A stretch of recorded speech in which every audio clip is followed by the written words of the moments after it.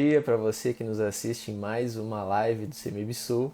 Nessa manhã de segunda-feira a gente vai discutir um tema sobre liderança, né? A gente vinha discutindo várias questões teológicas, agora uma questão mais prática, como liderar pessoas difíceis. Todo mundo já teve em algum momento aí no seu ministério, se você já liderou ou fez parte de alguma equipe, você deve ter tido contato com pessoas que são difíceis de liderar, que resistem à liderança, pessoas meio rebeldes, pessoas que você tem dificuldade de conseguir a colaboração.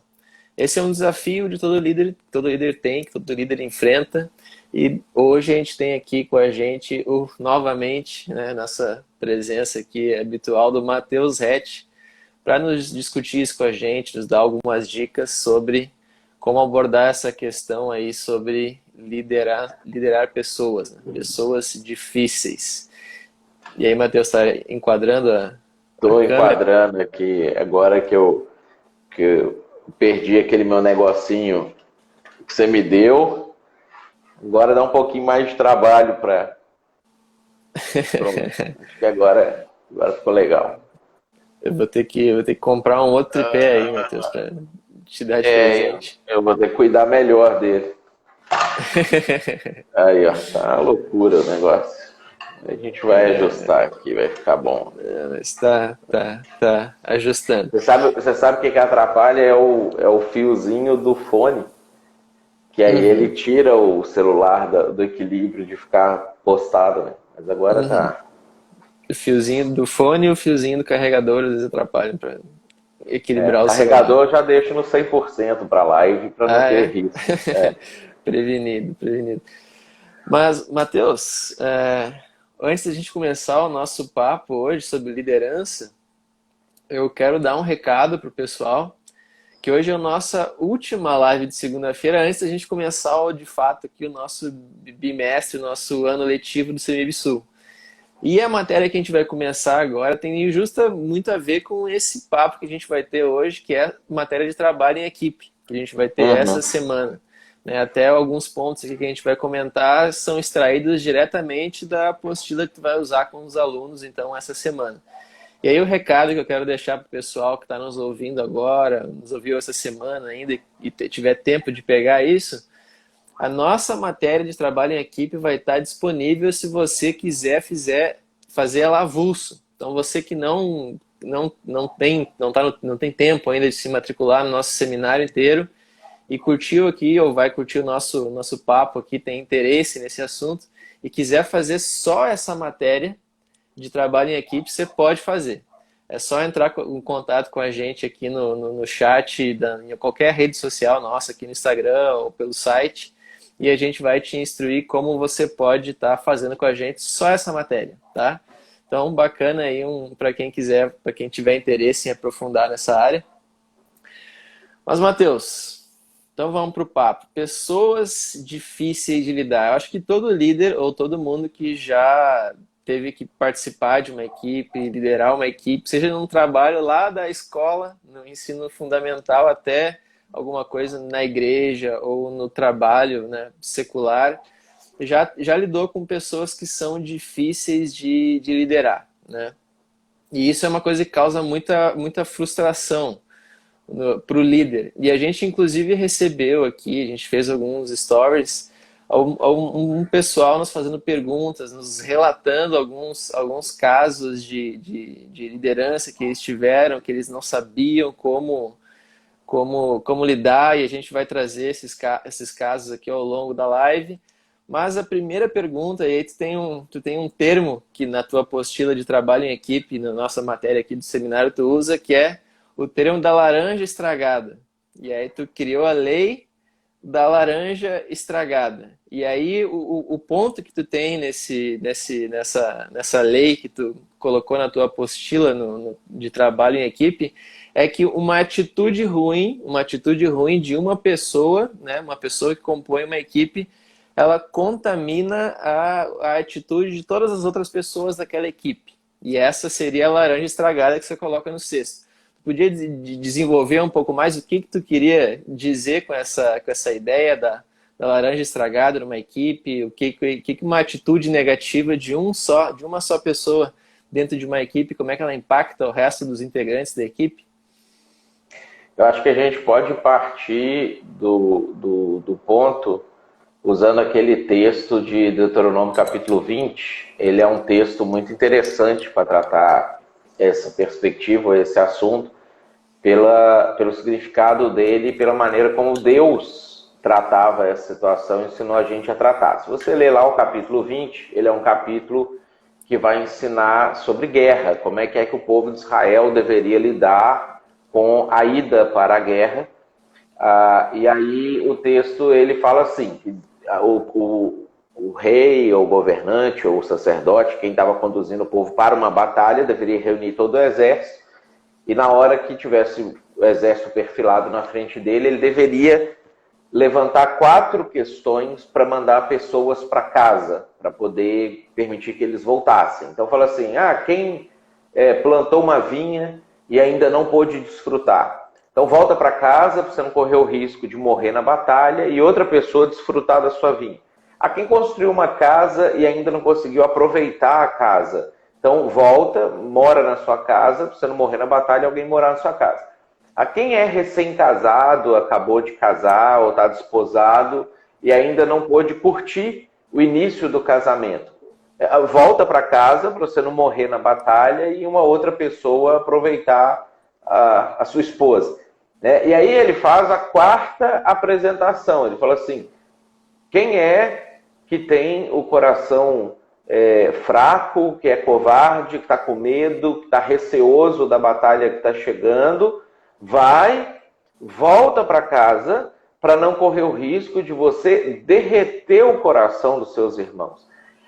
E aí é interessante que o próprio comentário que o Talmud faz dessa passagem, ele diz o seguinte, que as 3 primeiras hipóteses que são levantadas, o foco principal delas não é um foco puramente humanitário, mas o objetivo é dar um jeito de realmente eliminar o 4º tipo de pessoa, porque o covarde, às vezes ele é tão covarde, que se o sujeito levantasse assim e falasse assim, quem é que está com medo pode voltar para casa, não precisa ir para a batalha, ele ia ter tanto medo que ele ia preferir ir para a batalha para não dizer que ele era uma daquelas pessoas.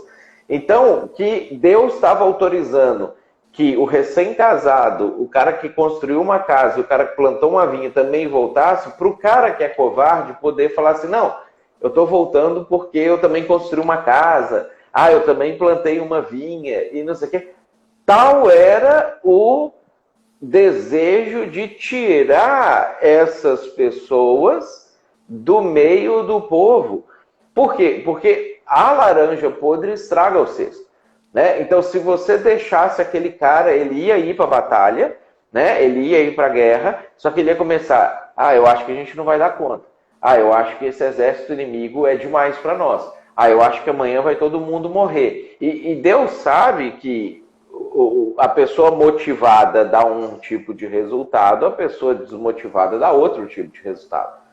Então a pessoa não vai com aquela empolgação mais, não vai com aquele empenho mais, já vai achando que o troço não vai dar certo, já vai meio que recuando. E aí, se isso contagia o resto das pessoas, a gente tem um exemplo clássico de uma batalha assim, que foi aquela de Gideão, lá em Juízes, que ele com 300 homens derrota milhares de midianitas, porque os midianitas não sabiam que eles estavam lutando só contra 300 homens, eles começaram a achar que eles estavam enfrentando milhares e milhares de israelenses, de israelitas ali, e aí eles entraram em pânico, começaram até a se matar e a fugir, debandar, porque eles foram atacados de noite e não sabiam o que estava acontecendo. Então, a laranja podre estraga o cesto. Você teria boas pessoas, pessoas bacanas, gente comprometida, gente que ia estar junto, gente que ia pegar firme. Aí o cara começa assim, mas eu acho que essa ideia não é boa não, hein? Eu acho que isso aí não vai dar certo, hein? É sério que você vai gastar seu tempo nisso? É sério que você vai investir dinheiro nesse negócio aí? Eu acho que a gente deveria repensar. E aí daqui a pouco as outras pessoas que estariam empolgadas desanimam. E aí aquilo que você tenha proposto, a ideia de fazer, não vai para frente mais. Esse exemplo que tu contou da Bíblia, falando do exército que está indo para a guerra e tentando achar uma estratégia de fazer os covardes meio que terem um álibi para sair da batalha sem parecerem que são covardes, é uma coisa interessante, uma estratégia interessante que a Bíblia apresenta, reconhecendo que existem pessoas que desanimam os outros e que essa atitude contamina os demais. E aí tem uma outra questão, Matheus, que tu colocou na tua apostila para a gente falar um pouco sobre essas pessoas, antes de entrar em exemplos mais específicos, é que as pessoas que são essas pessoas no grupo, que são as pessoas que ou são rebeldes ou que contaminam a atitude do pessoal com pessimismo ou são desmotivadas, elas geralmente não sabem que elas são essas pessoas. Elas não acham que estão sendo rebeldes, elas não acham que estão sendo pessoas difíceis de lidar, elas geralmente não têm consciência do fato. Isso é uma coisa que não sei se tu percebe com bastante frequência lidando com equipes. A Nádia Hatch escreveu aqui que tu sabe lidar com pessoas difíceis desde criança, botou uma risada. Então isso é uma coisa que tu vê com bastante frequência. As pessoas difíceis de lidar geralmente não sabem que elas são esse tipo de pessoa. Não sabe, porque assim, é muito raro a gente encontrar o que a gente poderia chamar assim de uma pessoa má pura, né? Que ela é puramente maligna, que ela acorda de manhã e ela pensa assim, como que eu posso atrapalhar a vida das pessoas hoje? Como que eu posso atrapalhar a igreja? Como que eu posso destruir minha empresa? Como que eu posso prejudicar aquele grupo de trabalho?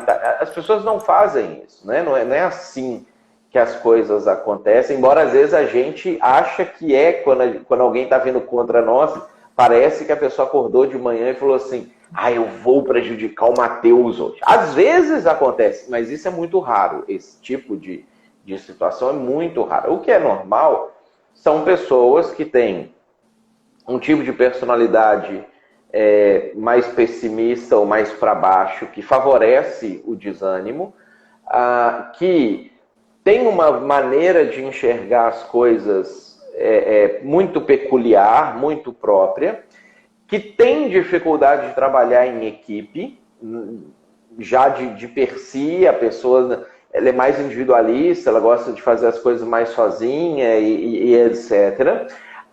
Que quando ela olha para uma inovação, para uma novidade, para uma coisa que não existe, precisa passar a existir, ela é mais tradicionalista, ela gosta das coisas mais do jeito que elas estão, do jeito que elas são, e aí ela vai lá dar uma ideia, ela vai lá tentar falar e expor a opinião dela e colocar o que ela enxerga sobre aquela situação. Então, assim, na cabeça dela, muitas vezes, ela até está fazendo um bem, ela está tentando impedir que as pessoas vão para a batalha e morram e percam a guerra, a impedir um grupo de seguir um caminho que na cabeça dela vai prejudicar a igreja, ou vai fazer com que as pessoas se percam pelo caminho. Então, assim, habitualmente, as pessoas não estão fazendo isso por pura maldade, né? Mas elas estão prejudicando. O fato concreto é que elas estão prejudicando. Daí uma coisa muito importante que a gente precisa entender quando a gente está lidando com pessoas difíceis é que a gente não tem que tratar a intenção das pessoas. E isso é uma dificuldade que a gente tem, porque a gente às vezes é incentivado o que importa é a intenção, ele tem boa intenção, e muitas vezes tem boa intenção. Mas o líder, ele não pode tratar as intenções, ele tem que tratar os fatos, ele tem que tratar efetivamente o que está acontecendo, para não correr o risco de, para preservar uma pessoa bem intencionada, ele coloca tudo a perder, porque a pessoa bem intencionada está fazendo bobagem. Perfeito, Matheus. O Daniel escreveu assim, acho que pessoas difíceis a gente até consegue resolver, mas os malucos aí sim eu tenho dificuldade. E sempre o maluco aí desiste, ele tem que tirar fora. Tem gente meio doida mesmo que isso que quer bacalhar o troço. Isso é uma coisa que eu quero te perguntar e teve gente que perguntou aqui também, Matheus. Pessoas difíceis são pessoas então, que têm capacidade de assumir os erros, incapacidade de perdoar, têm aquela inveja mesquinha, espírito crítico, tem uma crença muito grande na sua própria importância.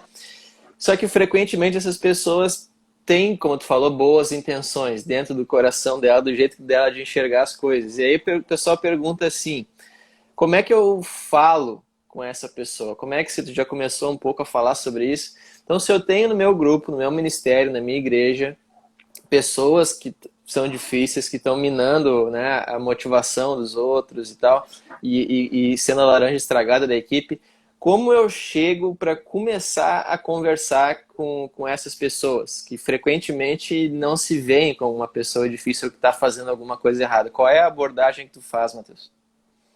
Eu acho que assim, a primeira questão, e que às vezes em liderança a gente erra muito, é tratar as coisas com franqueza e dar o nome certo para as coisas que estão acontecendo.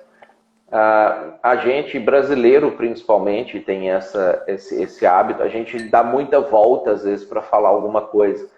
Então é comum às vezes reunir a equipe, e aí o líder está diante da equipe, ele tem uma pessoa difícil na equipe que está minando o grupo, e aí ele começa a falar de forma genérica, como a gente tem que se ajudar, a gente tem que colaborar, a gente precisa ficar motivado e não sei o quê.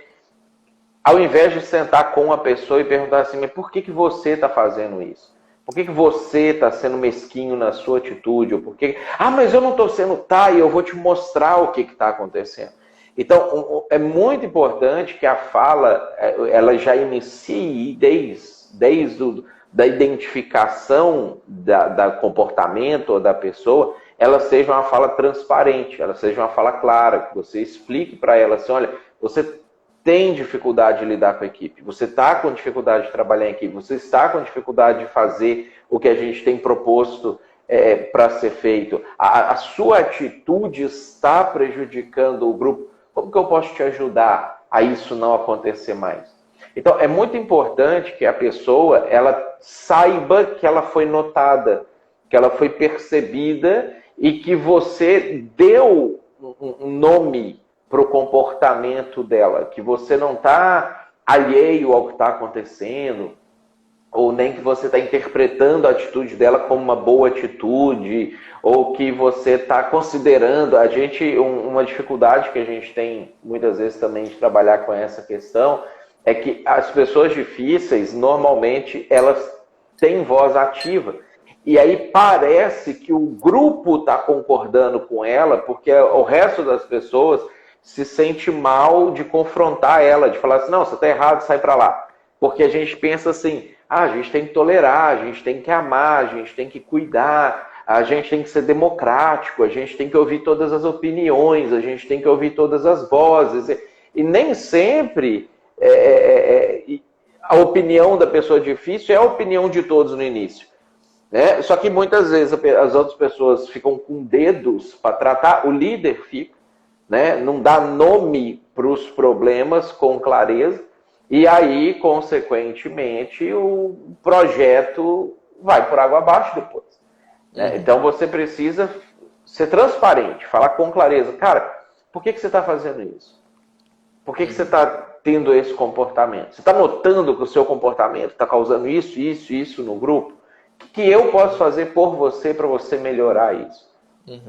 Então, o primeiro passo seria evitar essa tendência que a gente tem, esse medo que a gente tem de confrontar o assunto diretamente com a pessoa, em vez de ficar falando genericamente para o grupo inteiro. Eu sento e apresento para a pessoa os fatos. O que ela está fazendo que talvez ela não perceba. Então, esse seria um primeiro passo.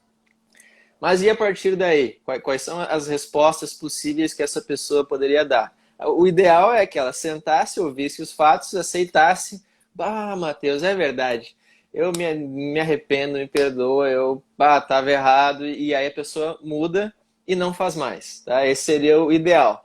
Mas a gente conhece também ministérios, né, da vida que às vezes esse não é o caso. A pessoa ou ela aceita inicialmente, mas depois volta a recair no erro, ou ela não aceita, confronta, não vê dessa forma, acha que tu está exagerando. Como é que eu ajo com as pessoas desse segundo caso, que não aceitam a tua exortação num primeiro momento? O passo a passo que Jesus apresenta em Mateus 18 para você lidar com o pecado na igreja, ele é interessante, porque ele tem uma lógica e ele pode ser aplicado nessas situações também. Normalmente, quando você fala diretamente com a pessoa, a tendência é, mesmo que ela não concorde com você, ela sai de cena. Ela para de falar, ela para de incitar as outras pessoas, porque ela sabe que ela está sendo observada agora. É como se você Foi colocou um exposta. holofote. Exatamente. Então, agora, quando ela não para, se você pegar 2 ou 3 pessoas da equipe, do grupo, que são pessoas de frente, são pessoas respeitadas, já são outros líderes em potencial que estão ali dentro, que as pessoas gostam de ouvi-los, que são influenciadores do grupo. E você os trouxer e chamar essa pessoa para uma reunião com esse grupo menor, normalmente o cara, nesse segundo passo, ele já para. Ele já retrai, ele já evita de poder ser reexposto novamente. Porque o que acontece? Todo ser humano, né, todos nós, a gente não gosta de sentir vergonha, a gente não gosta de passar por uma situação em que a gente seja diminuído, vamos dizer assim, de nenhuma maneira. Então, se você mostra para essa pessoa, olha, o seu comportamento foi notado lá atrás, te demos uma oportunidade de você fazer diferente, de você mudar, você não quis fazer, e nós continuamos acompanhando o seu caso. E agora, olha, não é só a minha opinião, porque às vezes a pessoa pensa assim, isso é o líder que está pensando errado, que está com essa opinião. Não, não é só a minha opinião. Olha, eu trouxe aqui fulano, eu trouxe aqui ciclano, que são pessoas reconhecidamente sensatas, são líderes do grupo também, são pessoas que têm buscado o melhor para a igreja, para a equipe, para o grupo de trabalho, o que quer que seja, e eles estão comigo nessa. Eles também reconhecem que a sua atitude ela está sendo prejudicial. Cara, habitualmente cessa. Aí, de novo, ou a pessoa se retrai, ou ela sai do grupo, ou ela pondera, porque se ela estava com um problema com você especificamente, ela para pensar, puxa, realmente, será que não era eu que estava vendo o negócio de uma maneira errada ou de uma maneira equivocada? Né? Então, esse tipo de abordagem de Jesus normalmente costuma funcionar. Se não funcionar, o próximo passo da abordagem que você precisa fazer, que às vezes a gente reluta muito, que a gente tem medo de magoar a pessoa difícil, medo de deixar ela chateada, alguma coisa assim, você precisa expor ela para o grupo todo. E marcar uma reunião com o grupo e falar com o grupo, olha, infelizmente, fulano tem tido esse comportamento, ciclana tem tido essas atitudes, eu sei o que tem acontecido, eu sei o que tem falado, esse tipo de atitude vai causar um prejuízo grande para o nosso trabalho, para a nossa equipe, etc. E eu gostaria, então, de expor isso para vocês, de mostrar para vocês, porque a gente tem medo, às vezes, de falar coisa em público, só que o público já sabe, porque essa pessoa está falando individualmente com cada um, está largando uma piada, está fazendo uma criticazinha. Tá... Então, assim, não é desconhecido do público, só que nunca é tratado na coletividade.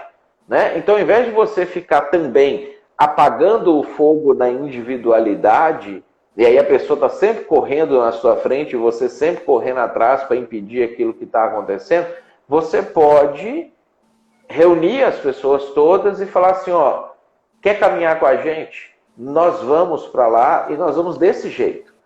Né?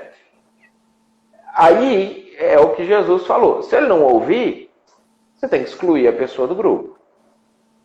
Entendi. Então, o conselho para lidar com as pessoas que estão numa fase de início de rebeldia ou uma rebeldia mais aberta é lidar usar os passos de Jesus para lidar com o pecado nas pessoas e, se não der certo, você exclui do grupo ou torna explícito para o grupo que aquela pessoa está sendo rebelde para que ela perca um pouco a influência de que há uma facção dentro do grupo, de repente, ou aumentar ainda mais a divisão. Mas, Matheus, a gente está lidando agora com a questão de pessoas explicitamente rebeldes, ou no início de caminho, caminhando para uma rebeldia. Mas agora tem um outro tipo de pessoa difícil de lidar dentro de uma equipe, que tem a ver com a pergunta da Lu Stefanello, que é assim, uma pessoa... O que acontece com uma pessoa... Por exemplo, a gente pode ter um grupo de pessoas que elas não são rebeldes, mas elas estão desmotivadas dentro de um ministério. É uma igreja que o pessoal está meio para baixo, e aí é difícil você conseguir voluntários, e aí com muito esforço você consegue algum voluntário para servir no ministério, mas a pessoa está meio que não vai, não, parece que não engata, e aí você tem medo de ir lá e meio que tentar injetar um ânimo na pessoa, ou confrontar, ou chamar ela para fazer mais, e medo de que ela desmotive e daqui a pouco desista do ministério, saia do ministério de vez. Então, esse é um outro problema. Como é que você age com uma pessoa que está meio desmotivada e, de repente, se você tentar dar uma chacoalhada, ela acaba desistindo de tudo e saindo do ministério? Como é que você lida com essa pessoa para não perder o voluntário ou para, talvez, conseguir converter ele num bom servo dentro do ministério? Acho que a gente precisa, com essas pessoas, caminhar no ritmo delas, aonde elas estão. O que motiva uma pessoa ou um grupo é vencer. É quando eles fazem alguma coisa que dá certo. É ver um resultado, é ver uma pessoa convertendo, é ver um projeto funcionando, é ver que ela investiu o dinheiro dela num negócio e aquele dinheiro foi multiplicado nas ações daquilo ali que aconteceu, que ela investiu o tempo dela em alguém, aquela pessoa deu um testemunho de mudança, de transformação. Então você precisa encontrar para esse outro grupo pequenas vitórias, para que ela comece a ver que as coisas podem dar certo. Então o que acontece? Esse perfil que a Lu Stefanello trouxe aí para a gente, normalmente são de grupos ou de igrejas que vêm perdendo há muito tempo, que vêm sendo derrotadas nos projetos, que iniciam coisas e não terminam, e iniciam uma segunda vez, e iniciam a 10ª vez, e nada funciona, nada vai muito para frente, aí o clima está para baixo, o ânimo está para baixo, você vai vendo que as pessoas já entram tirando o pé, achando que não vão conseguir mesmo. Então, para essas pessoas, o ideal é você trazê-las para junto de você, colocar alguns desafios menores inicialmente, coisinhas pequenas, uma coisa assim que no final de semana vai conseguir ser resolvido, uma conversa com uma pessoa que já está quase indo bem, para ela participar disso, da pessoa começar a ir bem e ela ter parte nisso também, e dar a ela a oportunidade de pequenas vitórias, e mostrar, e celebrar isso, mostrar para ela, falar assim, olha, viu isso aqui? Nós vencemos, viu isso aqui? Deu certo, funcionou. Então, tendo pequenas vitórias, a pessoa vai ganhando o momentum, que é aquele clima gostoso de que, puxa, tudo que a gente faz dá certo, tudo que a gente tenta, a gente alcança, tudo. Você vai precisar dar pequenos passos, subir pequenos degraus com essa pessoa, ao invés de já tentar um grande desafio. Então, se a pessoa começar a vencer devagarzinho, você tem a oportunidade de, então, engajar ela em coisas um pouco maiores. Eu lembro quando a gente começou o trabalho aqui na igreja de São Leopoldo, que bem no iniciozinho eu tinha a ideia, a gente tinha uns lotes aqui da igreja que estavam ali parados, que inicialmente a ideia era construir um templo ali em cima, mas que dentro que seria um novo projeto para a igreja, a gente não faria, né? Tanto que hoje aquele espaço já seria pequeno se tivesse construído a igreja lá. E aí eu tive a ideia de vender aqueles lotes e de comprar uma casa com um espaço maior para trazer algumas pessoas, uns missionários, no qual o próprio Bruno veio nessa época. Na época veio Bruno Eriana, a Kelly, a Dani, a Anice, né, a própria Cíntia, que eu acho que está ainda assistindo com a gente aí, eu vi que ela chegou a entrar na live, ela veio a trabalhar e somar com a gente naquilo ali. Quando eu apresentei a ideia, o grupo rechaçou completamente. Por quê? Porque a gente nunca tinha vencido junto. Nunca tínhamos feito nenhuma coisa juntos que a gente tinha tido sucesso. Aí, você fazer uma grande mudança, é óbvio que as pessoas vão rejeitar a grande mudança, né? Aí, então, nós ficamos um ano dando baby steps, né? Passinho de neném, caminhando assim, vamos vencer um pouquinho, vamos fazer um negocinho. E aí essas pequenas coisas foram dando certo, aí o grupo aceitou a ideia. Ok, então vamos vender, vamos comprar a casa e fazer uma coisa um pouco maior e dar um passo um pouco maior, né? Então você recua, estabelece pequenos alvos, fáceis de vencer, vence, aí as pessoas, olha, a gente consegue vencer. Aí você começa a estabelecer alvos maiores. Entendi. Então, quando a moral das tropas tá baixa, é natural que as pessoas se desmotivem fácil, então você cria desafios menores, baixa um pouco a régua, vence, celebra e vai ganhando confiança, vai ganhando tração, a inércia vai aumentando, daqui a pouco você está pronto para desafios maiores. É que nem quando, sei lá, eu lembro, a seleção brasileira estava criando aí no começo do ano, estava começando aí um novo elenco, escalando novos jogadores, faz um amistoso contra o Haiti, você sabe que você vai ganhar, aí vai lá, faz uma goleada, todo mundo fica feliz, os jogadores ganham confiança, e aí começa o ano e vai indo para eliminatórias, depois uns campeonatos mais decisivos, mas começa lá com o Haiti, para fazer uma goleada.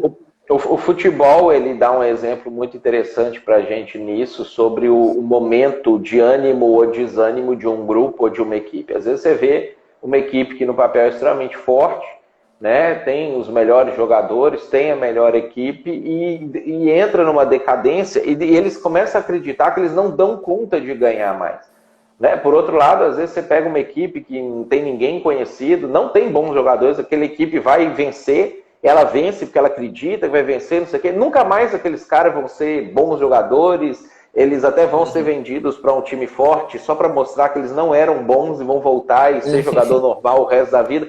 Mas aquele grupo, porque acreditou que conseguia, ganhou momentum, eles vão lá e conseguem fazer as coisas.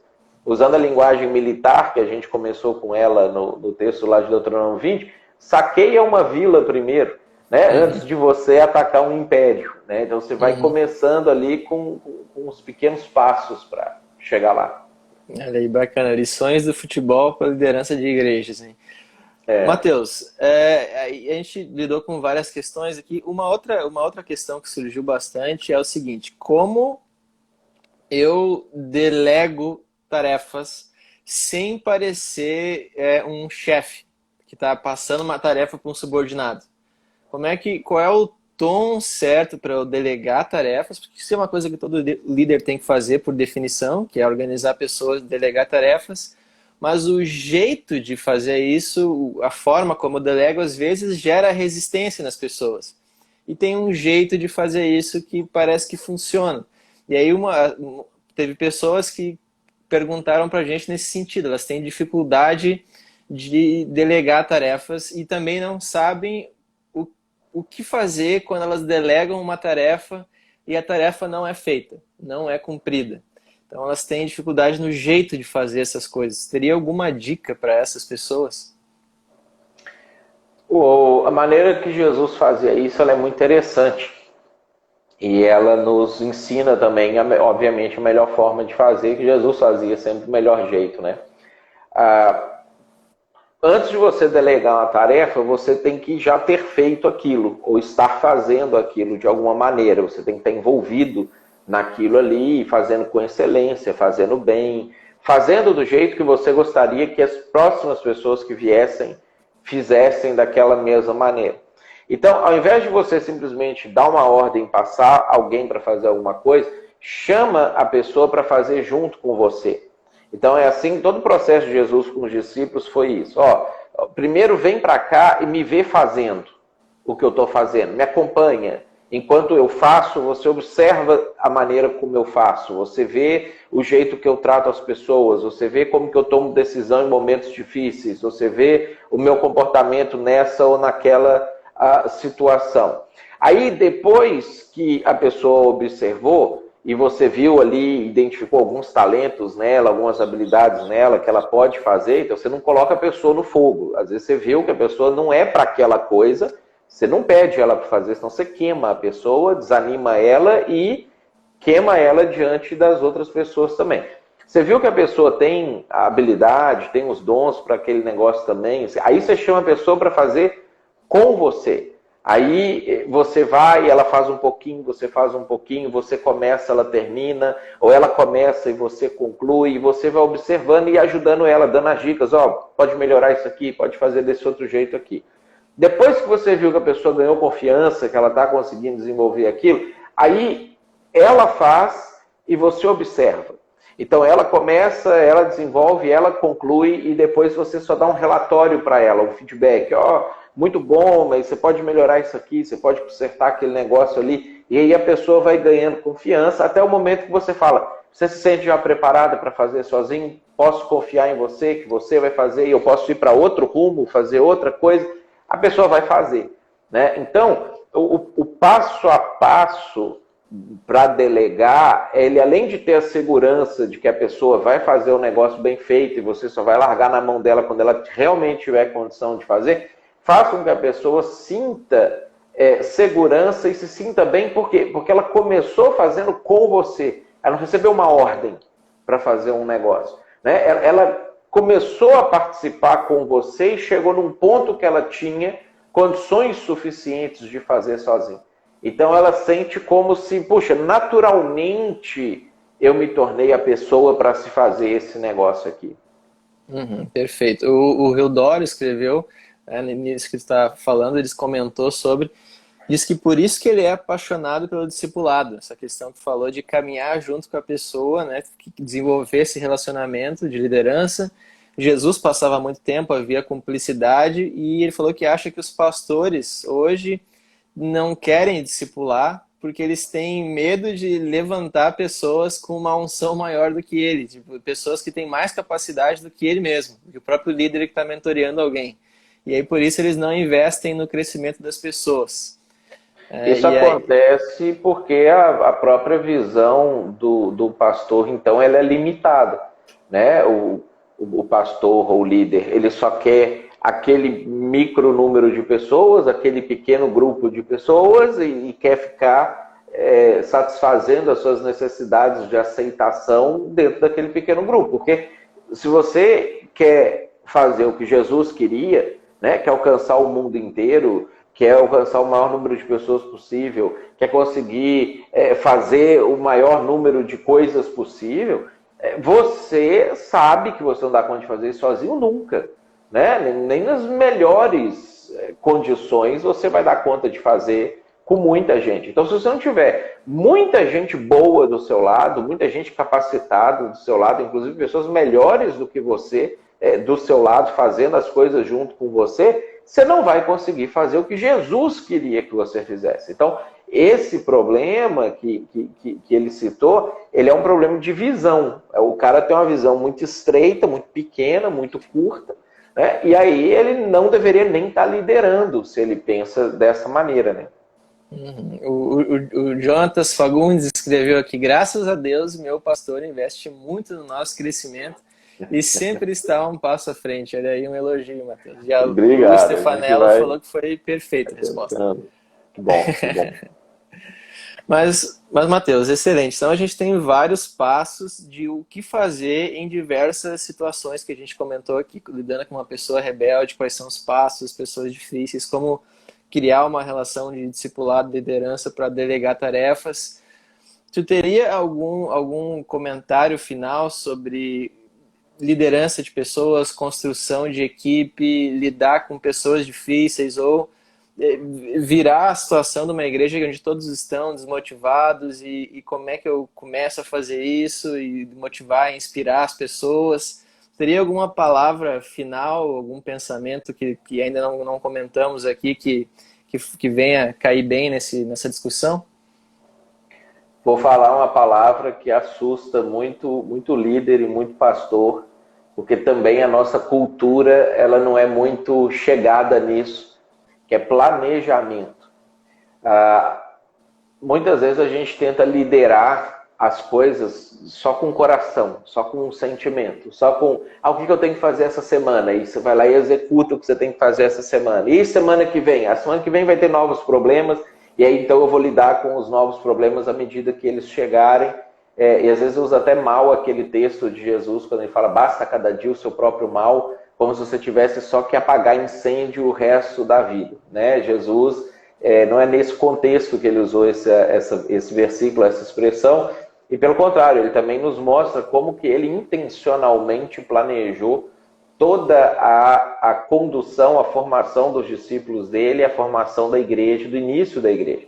Então, quando você planeja coisa de antemão, quando você pensa assim, puxa, o que eu quero fazer no futuro, aonde que eu quero chegar, o que eu quero para essa equipe, o que eu quero para a minha igreja, o que eu quero para o meu grupo de trabalho, o que eu quero que aconteça ao final de um tempo X.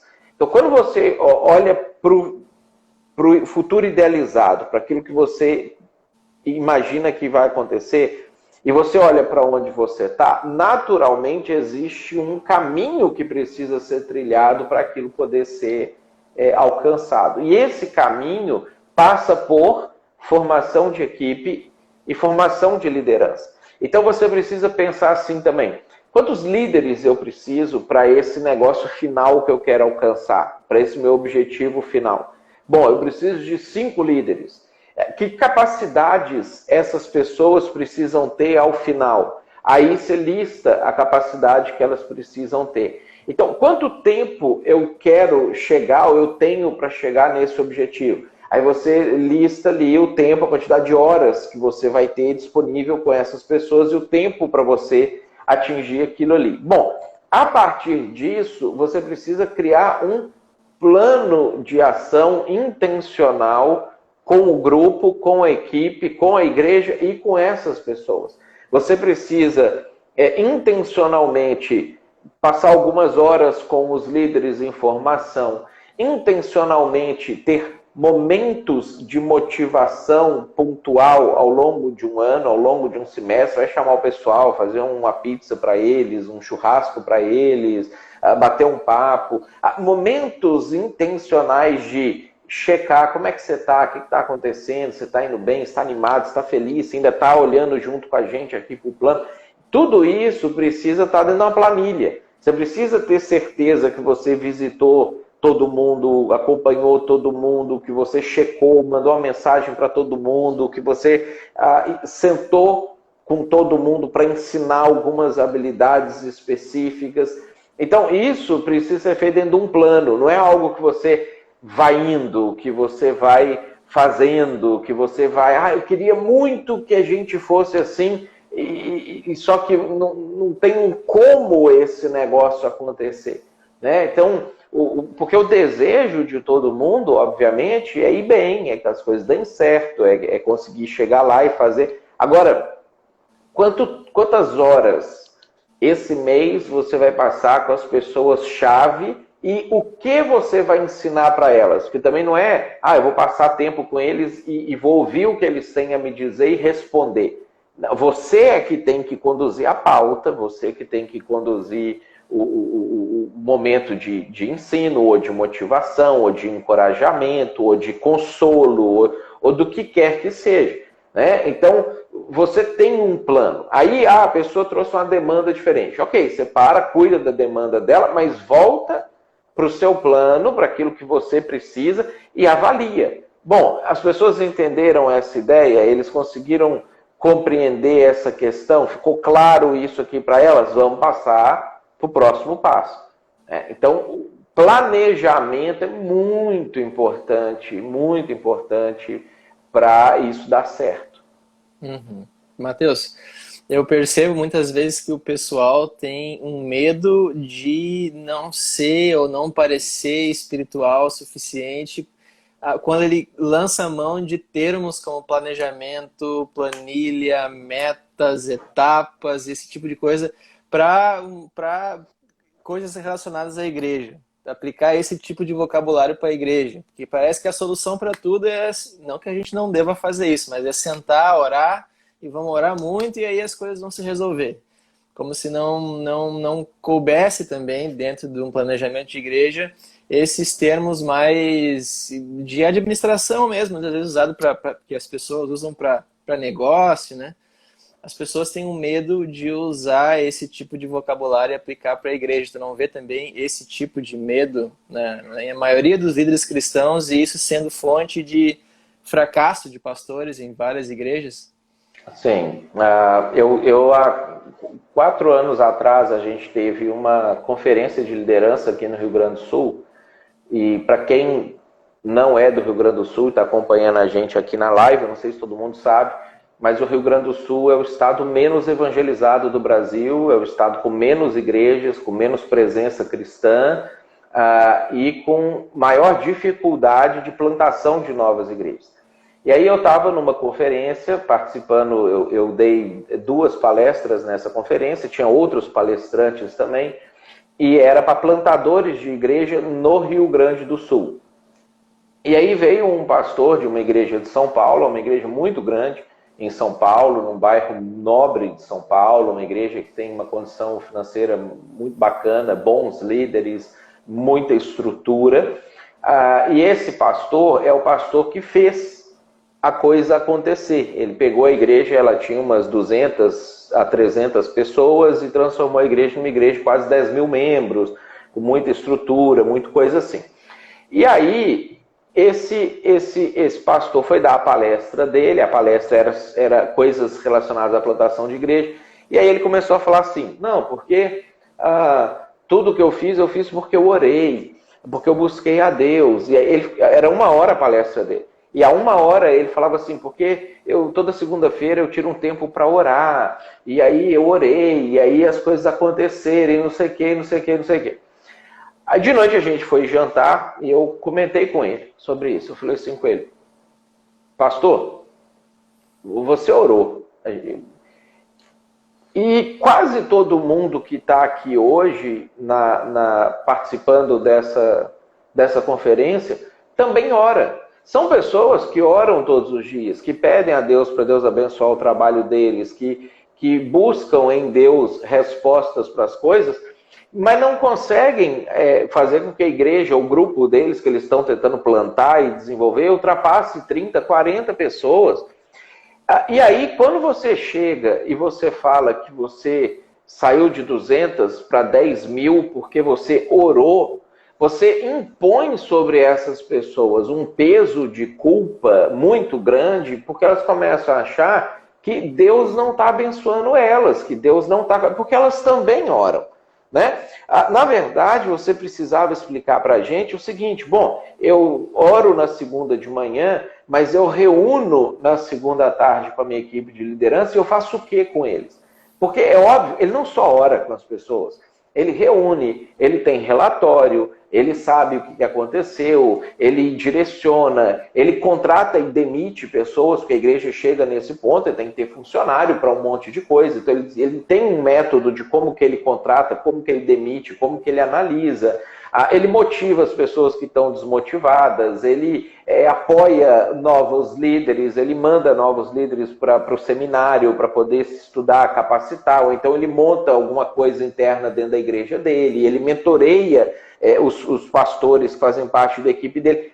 Ele tem uma agenda de tarefas bem planejada, intencional, semanal, que ele vai executando e por causa disso a coisa desenvolve, né? Então quando ele pega e fala assim, não, eu oro de manhã e aí as coisas acontecem, ele joga um peso nos outros, vão falar assim, então Deus não quer que o meu trabalho avance, porque eu também estou orando, né?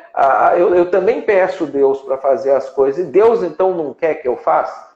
Aí no dia seguinte, na minha palestra, ela foi mais prática, menos espiritual, né? E mais prática, porque é isso que você falou, as pessoas confundem espiritualidade, e é isso a gente trabalha até na matéria nossa de Pentateuco no seminário, né? Que a concepção greco-romana sobre o que é espiritualidade é muito diferente da concepção judaica de espiritualidade.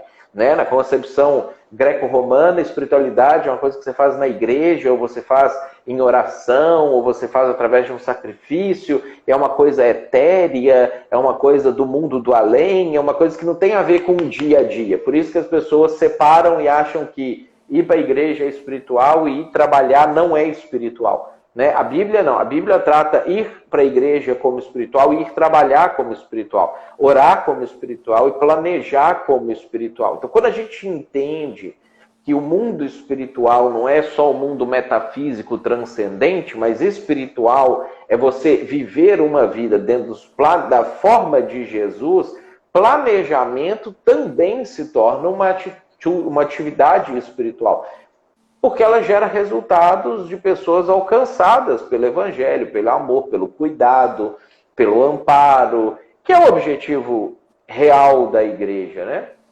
O objetivo da igreja pode parecer heresia, né? Mas o objetivo da igreja não é orar. O objetivo da igreja é alcançar pessoas. A gente ora porque a gente ama a Deus e a gente conversa com as pessoas que a gente ama. Então, isso não é o alvo, isso é uma coisa natural que vai acontecendo. Agora, para o alvo ser alcançado, a gente, junto com Deus, planeja. O que eu posso fazer para conseguir fazer aquilo ali acontecer? Excelente, Matheus. Acho que o pessoal aí está com bastante coisa para pensar agora sobre o seu jeito de lidar com o ministério, sobre os seus conceitos aí sobre como liderar a igreja. E o pessoal está escrevendo aqui, a Lu Stefanello falou que, na opinião dela, o bom líder deixa líderes melhores do que você, forma novos líderes. Né? A gente tem aqui o nosso mote, que é o reponha-se. Todo líder tem que procurar ativamente se repor, treinar novas pessoas para repor ele mesmo. O Flávio falou aqui que está feliz por começar o EAD hoje. E aí, lembrando, isso aqui que a gente está conversando aqui, a gente aprofunda muito na cadeira de trabalho em equipe que a gente vai ter essa semana. E você que está assistindo aí pode se inscrever, se você quiser, só nessa cadeira, para acompanhá-la ao vivo com a gente essa semana. Então, se você tem interesse nisso, hoje mesmo, hoje e quarta-feira. Então, se você tem interesse, corre lá, dá tempo ainda. Fala com a gente aqui no direct do Instagram ou em qualquer outro canal de contato com a gente. O Rildoro falou que a gente tem que deixar de ser pastor bombeiro. Pastor bombeiro que só apaga incêndio e começar a ter esse tempo intencional com os liderados para desenvolver eles e ajudar eles a dar os próximos passos. Falou que tem aprendido muito com nós, com vocês, né? São bênção demais na minha vida. E o Giovanni Witzel falou que a gente precisa sim ser mais disciplinado. Sem disciplina em seus estudos é difícil ser uma pessoa de sucesso ministerial. Então, Matheus, eu só tenho a te agradecer por mais um papo aqui muito produtivo, né? E vai continuar sendo bastante produtivo esse papo aqui que se estende agora para a aula que a gente vai ter de noite e quarta-feira.